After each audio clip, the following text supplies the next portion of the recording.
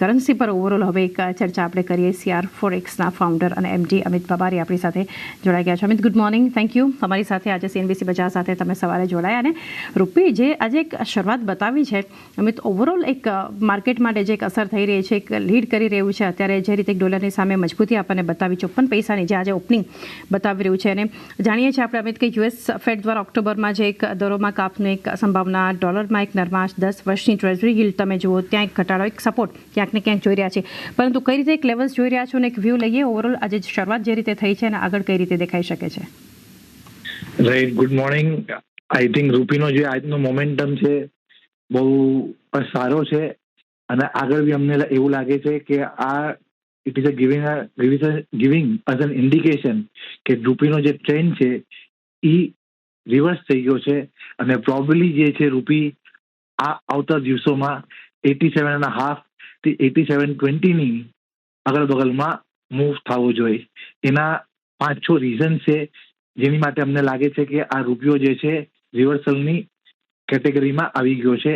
તમને યાદ હોય તો આપણે લાસ્ટ ઇન્ટરવ્યુ જે કર્યું હતું એ 23 સપ્ટેમ્બરના કર્યું હતું, ત્યારે અમારા CR4X નો હાઉસ વ્યૂ એવો હતો કે રૂપીનું ડેપ્રિસિએશન જે છે એ લિમિટેડ છે, કેમ કે ફેડ જે છે એ ફોર્સ સાથે રેટ કટ કરવા માટે અને 10 યર ટ્રેઝરી યીલ્ડ જે છે એ ચાર્જિંગ જશે. તો પેલું રીઝન છે pressure on 10 year treasury yield and dollar index. Second reason છે જે કાચું તેલ છે એ on a continuous basis on a down trend છે. એ એક પોઝિટિવ એસ્પેક્ટ છે ઓલ ઇમર્જિંગ માર્કેટ કરન્સી માટે અને રૂપિયા માટે. થર્ડ, જે આપણો રૂપી વીક થયો હતો એનો વન ઓફ ધ રીઝન એમ હતો કે ટ્રેડ ડીલમાં એક પ્રોબ્લેમ આવતો હતો.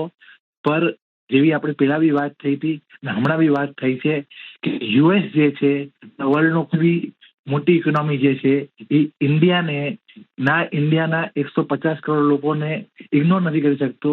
તો because of that the trade deal આજે યા 5 દિવસ પછી યા 1 મહિના પછી થશે. અને જ્યારે જેવી રીતે કે કાલે બી ટ્રેઝરી સેક્રેટરી બેસેને કીધું છે કે ચાઇનાને કંટ્રોલ કરવા માટે અમે ઇન્ડિયાની હારે ટ્રેડ ડીલ કરશું, તો જેવી રીતે આ ટ્રેડ ડીલનું કન્ફર્મેશન આવી જશે તો we will see a sharper appreciation in the રૂપી.